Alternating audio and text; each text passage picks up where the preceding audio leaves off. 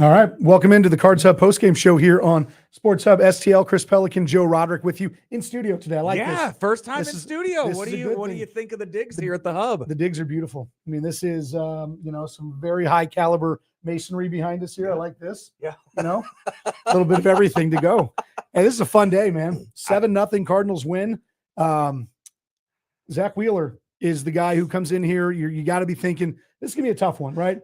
And lo and behold, the Cardinals not only put up 7 runs, they slugged today, 6 doubles, 2 home runs, 8 extra base hits. I mean, this is exactly what this team wanted and needed.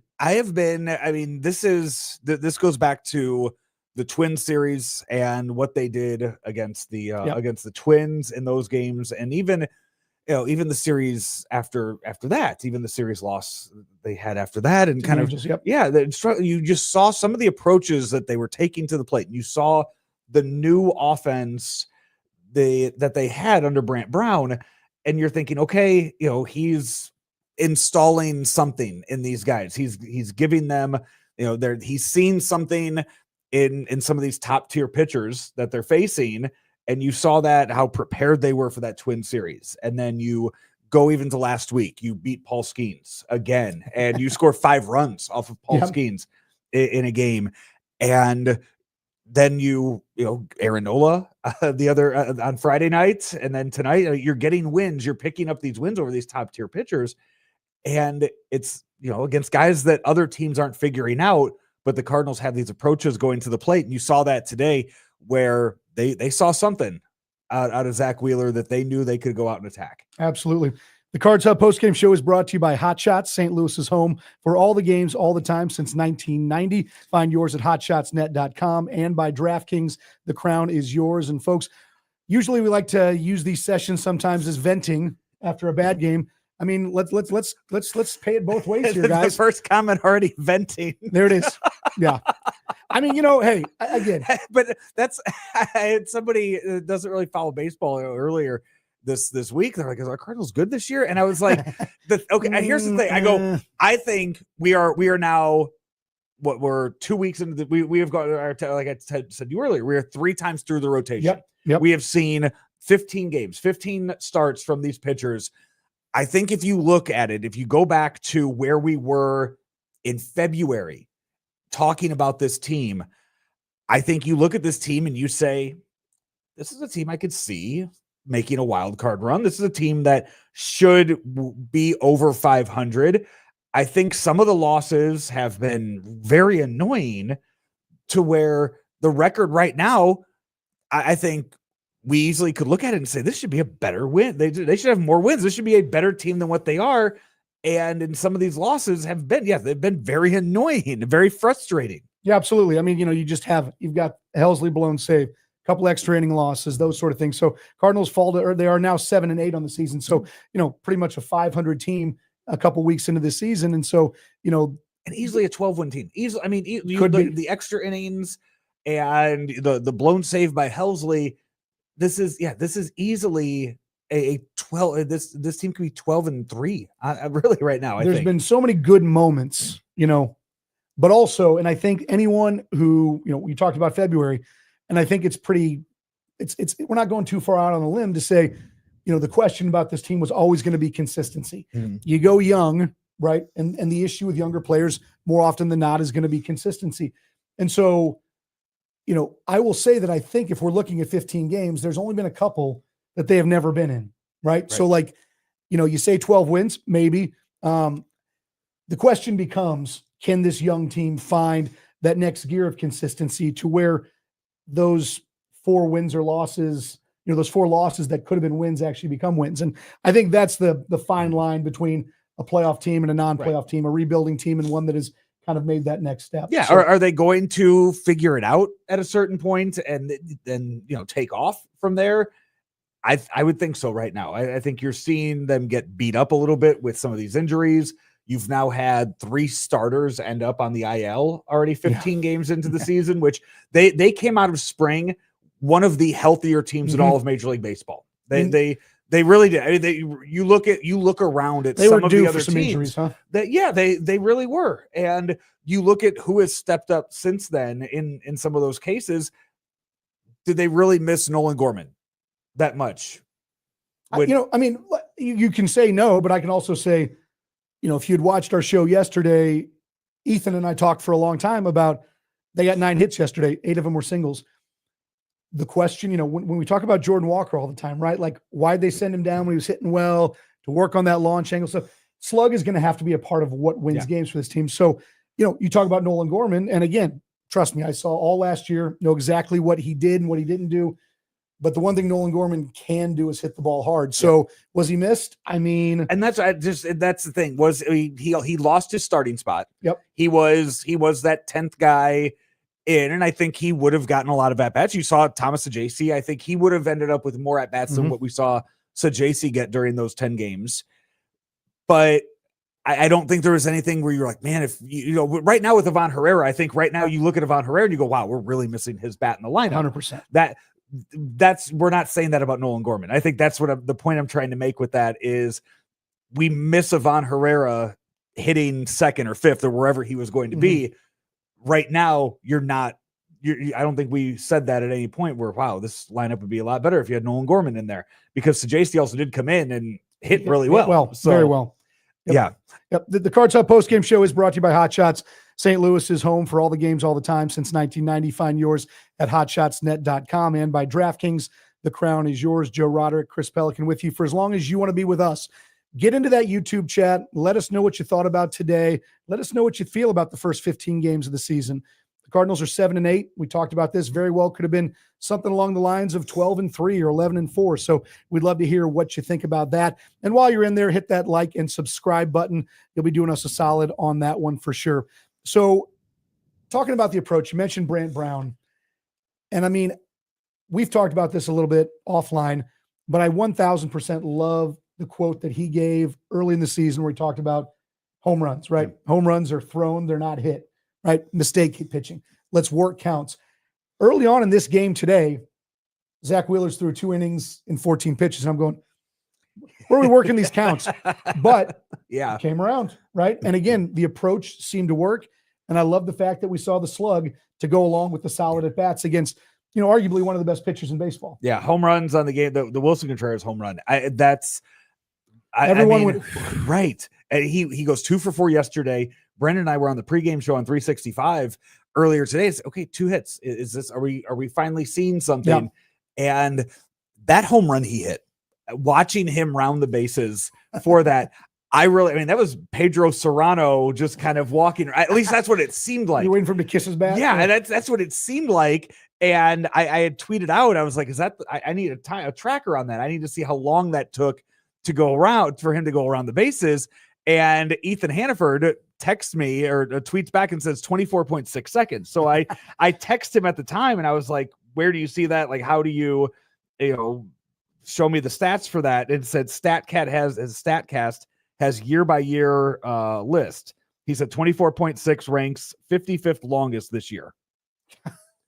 So not that long. No. Yeah. No. I'd love to see the list of who's taking longer to get around the bases than what that was. Well, and who had more pressure come off their shoulders? Nobody. Than that one. So, I'm glad he enjoyed his victory lap, then comes up and pops a double off the wall later in the game as well. So, obviously Wilson Contreras is a big piece to this thing. And we've talked about this before from the standpoint of, it's not so much that like you need Wilson Contreras because, we're sizing him up for trade or any of these sort of things. You need Wilson Contreras because you have no other options at first base, short of putting Alec Burleson there, who at this point I don't think that's the reason. I don't. You do have Burleson, you do have Luke and Baker. Yeah, but so you have options. You have this isn't. I mean, I don't. It's in first base. We're not talking shortstop here right now. Defensively, what they are losing at shortstop is huge. It is saw that on Donovan's first throw. Yeah, you are losing a lot right now at the shortstop position. I just think it's a matter of last year, Wilson Contreras was your most feared hitter. Yeah. And that's what you need in that lineup. You need to have that feared hitter in the lineup. And that's what he was all spring training when he was hitting. And we just hadn't seen that yet this year. I thought he needed 2 or 3 days off, to get they gave him it. Yeah. And he didn't end up needing that much. The guy's just a professional hitter. Mm-hmm. There's never been a point in his career, we can talk about his defense till the cows come home. But at the end of the day, the guy's always put together professional at bats. And, clearly if he's a guy out of the 2-hole, 5-hole, wherever he's going to hit, who's going to slug, who's going to come up with multi-hit games all the time. I mean, that's going to be the difference between winning and losing games, in my estimation. So we've gone, I don't know how long in the show so far, 10 minutes, Joe. We have not mentioned Matthew Liberatore once. No. And I had the numbers up for him. Yeah. I was waiting to talk about him. I mean, how do you get out of this thing and not just sit there and say, are we watching this guy overcome his consistency hump? I mean, the stuff, you don't have to be a baseball savant to understand that 96 on the black plays, that the way that he used that slider against lefties today plays. I mean, the stuff is there to be, I won't say frontline guy, but he is a 2 or a 3 if that stuff is consistent. And today, I just love the fact that he got into trouble and worked his way out. His last start, not the case, right? Second inning in Pittsburgh, came back and pitched well after that. But again, here's a guy who the stuff's not the question. The consistency is the question. And he goes up against one of the best lineups in baseball today, gets himself into a little bit of trouble here and there, and fought through it the entire day. He's showing, former first-round pick, and finally starting to show signs of why he was taken in the first round. Yep. I think it's through 3 innings. Yep. I mean, he was at how many pitches 3 innings into the game today? I was keeping track of this because it was a problem. He was, hold on a second here. 57 pitches through 3. He ended with 88. Yep. So 57 through 3, that means he went 31 pitches those last 3 innings. Yep. And just again, 1 walk today. That's the first walk he's issued this year. So 3 outings for him for your 5th starter, 1 walk, which is allowing him to go deeper into the games and allow him to attack guys. And that's what he's doing. He's around the zone. He's attacking these guys. So he's getting himself deep in the games. And he fought through that outing on Monday. The Monday one in Pittsburgh, he was getting hit early in that game, and he ended up going 6 in that one. So he is showing that he can tough this out. And right now, when you look at this 6-man rotation, they're about to showcase embark on was it Wednesday, Thursday, I think is when they said we're going to see it. I mean, when they decide against it, finally, when they decided maybe this isn't the right idea, Matthew Liberatore is not the one that's going away. No, not at all. And, again, it's a good next question, and we'd love your comments on this in the YouTube section. Has Steven Matz shown enough, right, to sit there and say, we need to go to a 6-man rotation? I guess I'd maybe like a little more clarity on this. I mean, are they really going to do this because they're concerned about the mileage on a guy like Liberatore, or, we've got some older arms in Michaelis and Gray? I mean, we can look at all of these guys and one of the first things Joe texted me during the game today is, especially as Liberatore was working through, some jams started to look like he was settling in. He goes, we've been through the rotation 3 times now. And I mean, Michaelis had a blow-up game, right. But beyond that, look at how many other, he's not the only one that's had a blown-up game this year. At all. Right. It's going to happen. But he had 2 other games that were pretty solid. The back of the rotation kind of games for you. And so, here we are adjusting what we do as a team because they want to showcase Matz. They told Matz that, let's be real. Steven Matz has taken money from this team for 3 years and not done much. Obviously, most of it injury related, but at the end of the day, I don't think they owe Steven Matz anything. If their mindset is we got to plump him up for trade, then I guess that's one thing. But again, we're at a point in the season where you don't know. And I don't disagree with Joe's point that this team could be a borderline first place team right now if a few things had gone their way. So, are we going to go and start giving Steven Matz outings, tax the bullpen because you got one less arm there for what? Right now. So from April 11th till May 7th, they have 1 day off. Okay. 1 day off. They have a day off on the 24th and that's it. I think it's very safe to say they haven't said it, but this whole 6-man rotation thing is not just locked in for the rest of the year. If you look ahead at the schedule, I think it's just purely because of what they have coming up. And I think they're at a point in the year now too, where they could start the Memphis shuttle a little bit more. That I think I don't know who you send down, but I do think, we see Graceffo, maybe Roycroft comes back up. Maybe you do start to see a little more here and there of kind of moving some of these guys around, And- because starting in May, once you get to May, you are off every single Thursday. But Joe, and I don't disagree with your point whatsoever. I'd come at it from the other side, where we're talking about Steven Matz, who has looked good at different points throughout the spring and early on in the bullpen. But instead of the Cardinals inserting him into a 6-man rotation due to a lack of off days, don't you think the better move is to maybe time it out to where you give McGreevy a spot start somewhere in there to break things up a little bit? A guy who certainly earned his spot, instead of changing the rhythm of a group of pitchers that, for the most part, have looked pretty solid. Yeah, I think I am the biggest Michael McGreevy fan of it at the Sports Hub. I think I'm the biggest fan that we have here. I don't know where it fits right now, though, and that's another. Brandon and I we were talking about this morning too with that, because if if Michaelis gets hurt, if somebody gets hurt, your next starter is right there. It's Steve. I don't think if one of these 5 go down, I don't think you bring McGreevy up and make it a 6-man rotation. Still, I think you keep chugging along then with 5 and you bring up a reliever. Michael McGreevy is going to come up here and he's going to be one of your 5 starters when that time comes. Fair enough. Just to cap it up real quick here, we're talking about Liberators line today. 6 innings pitched, 3 runs, 1 walk, 7 strikeouts, 88 pitches. Again, this is the kind of stuff that, warranted a first-round pick. This is the kind of stuff that John Mozeliak saw when he traded Randy Arozarena. And it's funny because, and we're going totally off topic here. And, but clearly the blowback from this deal with Arozarena playing the way he did in the playoffs for the Rays at the time, they lost that trade. Well, again, who knows, right? Matthew Liberatore is a young guy. And if he gives you 5 years and is a top to mid rotation guy, well, then was it a bad trade, right? We talk about this all the time with the Ozuna trade too. And I love it. And again, I understand that Sandy Alcantara won a Cy Young, Zach Gallen in that category. And right, you don't want to give up 2 really, really good young arms that panned out. But at the end of the day, had the Cardinals re-signed Marcell Ozuna, who's been one of the best hitters in baseball for the last 3 years, would that trade have been so terrible? So you just don't want that headache. I think that there was just too much. Yeah. but I mean, still, this goes back to an argument that we've had before, a discussion at least, and certainly interested in the people's thoughts on this one. But, in my estimation, the Cardinals' downfall as an organization has coincided with John Mozeliak's trigger shyness on trades. Yeah. Got beat, quote unquote, on a couple of them. So they stopped, right? And then started relying on free agency.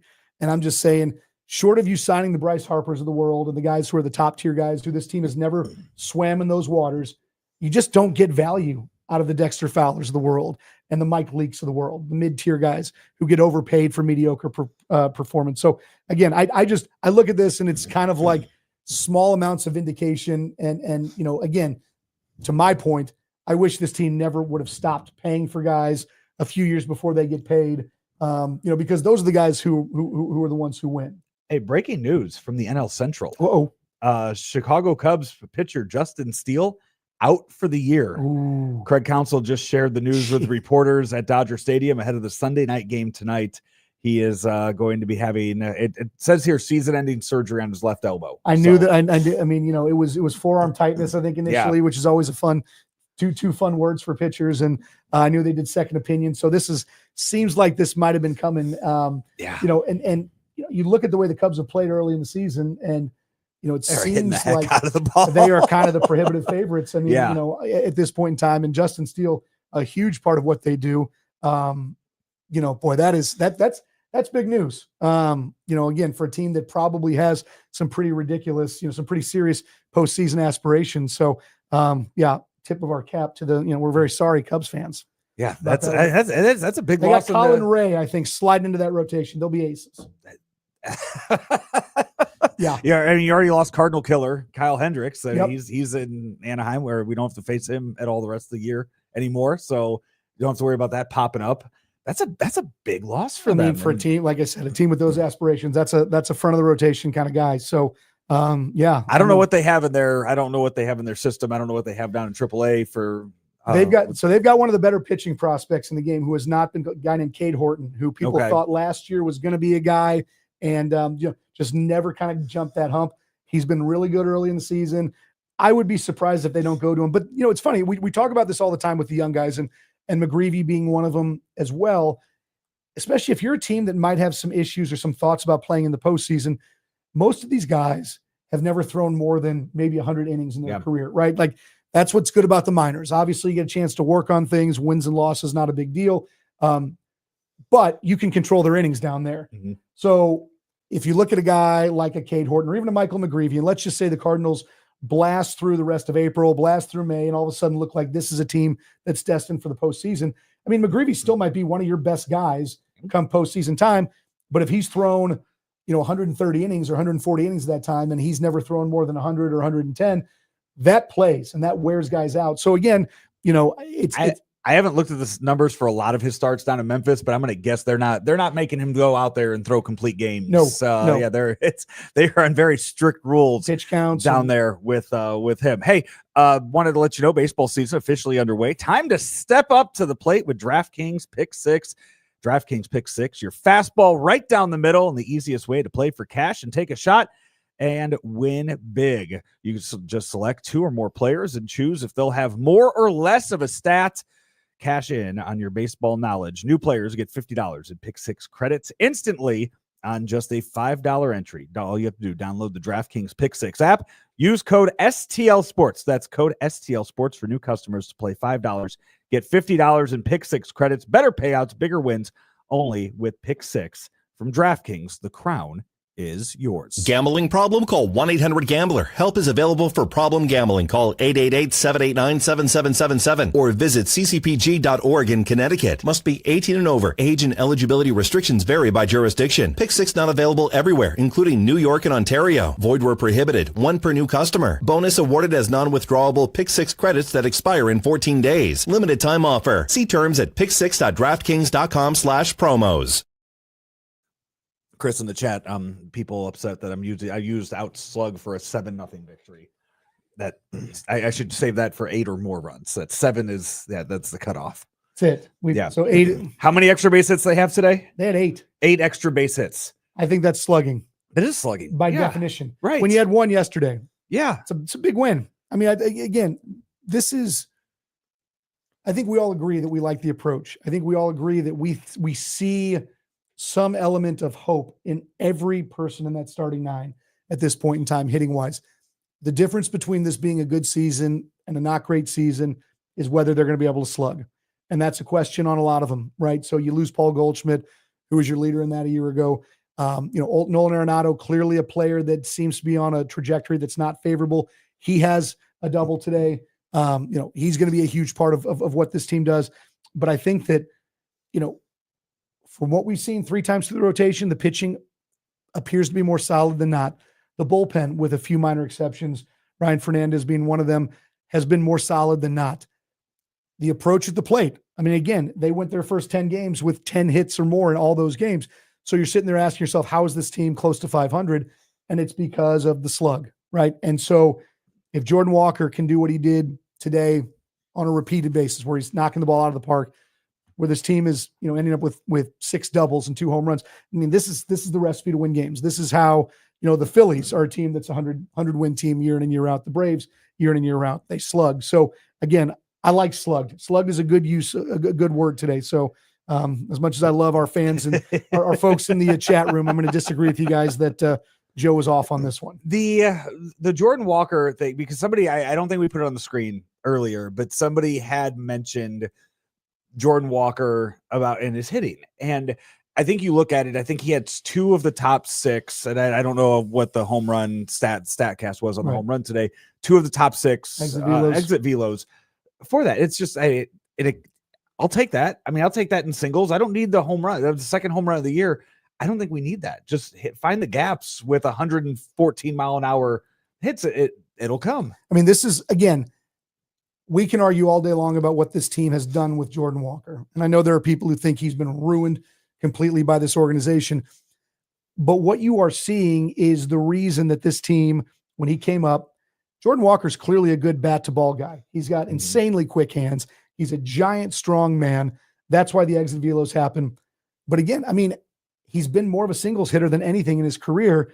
And I think the Cardinals, rightfully so, are saying, we got to get some slug out of this guy. And again, he doesn't have to be a 35 home run guy, But if he's a 40 to 45 double a year guy, I mean, that is gigantic in a lineup, right? Yeah. Again, And again, it's just a matter, keep hitting the ball hard and those hits will come. That's kind of one of those, game of luck type thing. And if you hit it hard enough, the luck goes up. I agree. And you know what? And I do think that launch angle is a bit overblown as a stat.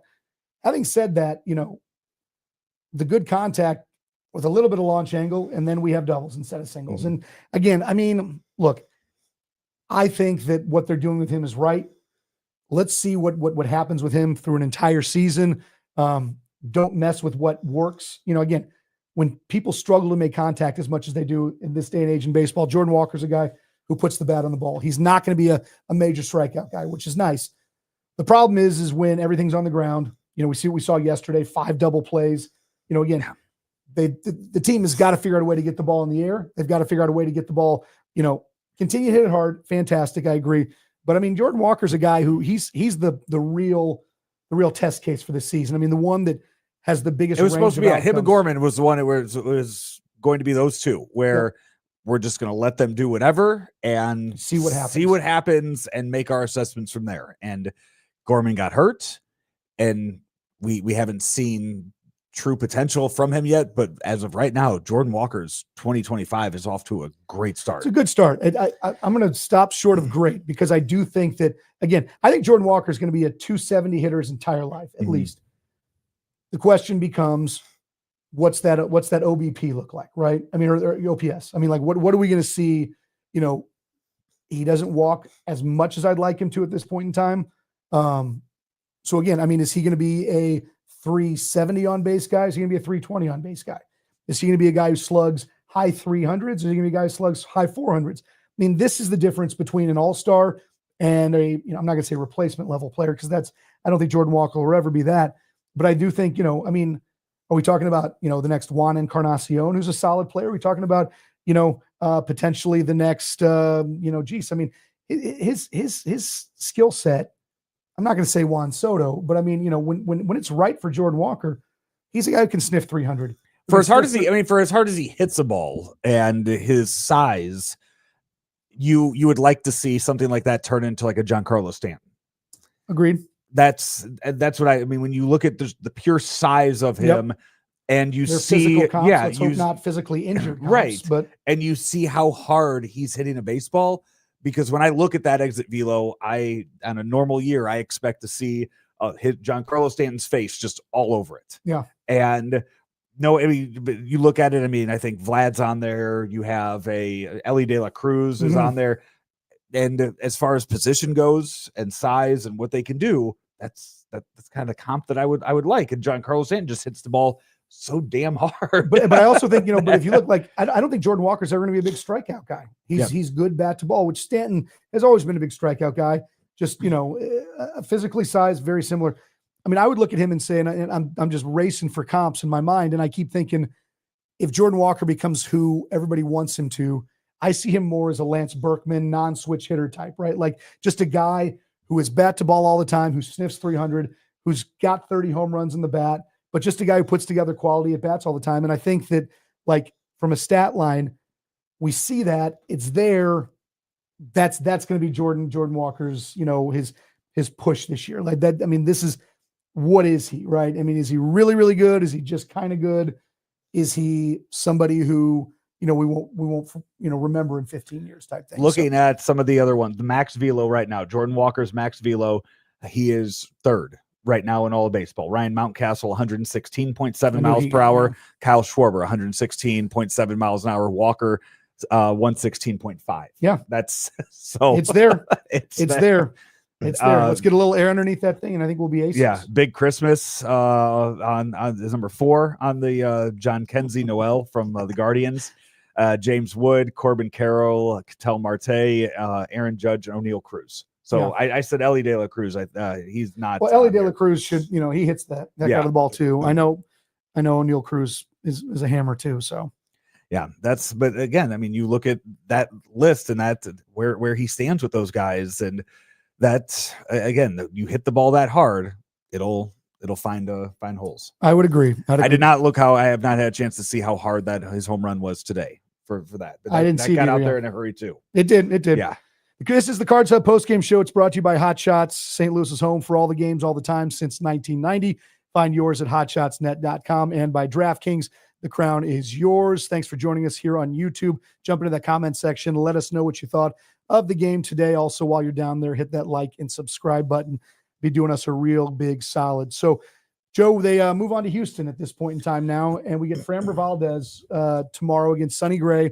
Sonny Gray's been really strong in all of his starts. You know, the reported, you know, the reports of his demise greatly over exaggerated with the reduction in fastball speed. But Framber Valdez has battled a smidge this year. So, you know, again, I mean, this is you look at the name, you look at the accomplishments from years past, and this is another big name that they're facing in the course of the last week or so. You know, what do you have in mind for this team going up against Houston? This is, they said it on the broadcast today. It's not, you know, sometimes it's not who you play, it's when you play them. Yep. And you are catching, right? I know the weather's supposed to be a little nicer this week. It's been miserable baseball weather to start the season all over the country. This Astros team has a huge problem right now with something we talked about earlier, slugging. Yep. They are last in baseball right now with slugging percentage as a team. Kind of miss Kyle Tucker these days, don't they? They do. And Alex Bregman. Yep. They really do miss, you know, 3-4 hitters in a lineup. And yeah, it's weird when you trade your 3 and, you know, 5 holders. Yeah, and you're able to pitch around Yordan Alvarez a little more than what you have in the past. So the hope is they don't figure it out in St. Louis. Right. That they struggle for one more series with the bats. And so that is what and going into that Phillies series, I think we looked at that, we're like, okay, you know, no Gray, no Fetty. Hope you can get through this because we're facing their best 3. Yep. And the Astros, they're getting Gray tomorrow. So hopefully Sonny goes out there and pitches well and starts the series off at a really good tone. Yep. Pitching matchups for the series: Framber Valdez against Sonny Gray tomorrow. On Tuesday, it'll be Hunter Brown against Eric Fetty. And then on Wednesday, Andre Palante wraps up against Ronel Blanco. So, I mean, you are seeing 3 guys who have had success for Houston, been big parts of what they've done in recent years, postseason wise. But as Joe mentioned, you know, until those bats really get going for Houston, I mean, you know, let's hope that the Cardinal pitching continues to stay healthy against a struggling lineup. Yeah. And I didn't get to see the game Friday night. Helsley, did Helsley throw Friday night? I can't remember if he came in there and got the save. I didn't get to see it either. No, he did. It was a quick. He gave up a hit. I think it was a quick few pitches that he gave up. Yeah, I know he was lined up. I think they were lining him up for today, and then a bunch of runs came late in the game for the Cards, so they didn't have to use it. He threw like 6 or 7 pitches, I think, and got the save in that one. Which, by the way, you look at today. Your bullpen came in today, 3 innings pitched, and threw 26 pitches in those 3 innings, no hits. I mean, Phil Maton, JoJo Romero, Kyle Leahy have all been. I mean, anything as good as you could ever have hoped for to start this season. You know, all in all, again, Fernandez not so good at certain times. John King started off with a couple of rough outings and seems to have righted the ship. So, I mean, I can't fathom the bullpen's not at least a pseudo strength of this team this season because they've looked really good so far this year, with the exception of Helsley's blown save. Again, I mean, you know, Phil Maton is right now the best $2 million spent this offseason. No doubt. In what he's done. JoJo at times has given you a little cause for concern, but today was fantastic. It's figuring out how deep it goes and figuring out what that bullpen looks like on the days when you can't use, when you do go Maton Helsley 2 days in a row, like what that bullpen looks like that third day for that. So there are still haven't seen Maton 2 days in a row yet, have we? I don't think so. And I know that's been by design. You know, especially since he didn't have a full spring training and all that stuff. Did they do it the day of the one start where Gray gave up the grand slam? I thought that was 2 days in a row. This week that he had not gone 2 days. But I know he was up, but he wasn't ready yet. I know because that was the big question. Why not put Phil Maton in? He wasn't ready. To go into the game. He came in after the grand slam. Well, however they're handling it seems to be working fairly well. It's fine so far, right? Yeah. So yeah, and again, I think it's to your point about what the schedule looks like over the course of the next 4 or 5 weeks. You know, this is where I think we're going to need to see the starters go a little bit deeper. You know, you mentioned the Memphis shuttle. I guess we'll probably see that going before long, but you know, again, if you can get the kind of outing you got out of Matthew Liberatore today, 6 innings from all your guys. Maybe that Memphis the pitch shuttle count. does- Yeah, the pitch count does. Your 4 starts in. We have seen them getting pulled, and it hasn't been a pitch count issue. They're not getting into the 90s or triple digits yet with that. We're seeing them getting pulled from games 70s and 80s in there. So yes, at this point, I would very much like to see them start to tap into the 90s in there. Everybody should be striking. I mean, Fetty absolutely should be. Yep. Gray did his own thing in spring training. You have to trust him to be ready to do that as well. And Pelikan, I don't know where we stand with him. Right, I'm fine with the way he's been pitching. I don't know what his pitch. Yeah. I don't know where his pitch count is with Pelikan right now. But he started for you all last year and this year. That's another guy that should be able to get into the 80s and 90s Without any doubt. Without any Yeah. doubt. What do you got? Closing thoughts from this one? 2 out of 3 from the Phillies. As Chip Carey mentioned on the broadcast, first time since 2017 Isn't that crazy? that the Cardinals have won a series from the Phillies. I mean, the Phillies have obviously been one of the best teams in baseball over the And you last play them decade. twice a year, though. but Twice a year. I mean, yeah, I don't know how many. I mean, let's just do the math. But I mean, it's been 14, 15 straight series now that the Phillies have gotten the better of the Cardinals. So, we can sit here and look at this season and say what happened in Boston was, just an awful weekend of baseball, and it backed up every fear that every Cardinal fan has. Beyond that, we've seen decent baseball in every series this team has played. It's hard not to have some modicum of enthusiasm about this group as we go into this point. Again, they're a 500 team for all intents and purposes at 7-8 at this point in time. But there's a lot to like. There really is. They have been a lot more fun to watch, I think, than we expected them to be. Watching it in spring training, this is a very, very different team than what we saw down in Jupiter. So hopefully, again, it's the Astros. I know it's Monday, Tuesday, Wednesday, it's school nights, whatever. Hopefully the fans, the crowd starts to make their way back to Busch for some of these games too, because there still are some good players on the Astros team to go out there and watch. 100%. And you're getting to go out there tomorrow, see Sonny Gray. Just try to make it out to some games this week. It's gonna Everybody be nice. can bring their trash cans out and bang on those Yeah. just to mess with the masses on that one. So anyway, all right. Thanks, brother. Absolutely. Always fun. For Joe Roderick, I'm Chris Pelikan. This has been the Cards Hub postgame show here on Sports Hub STL. We will see you next time.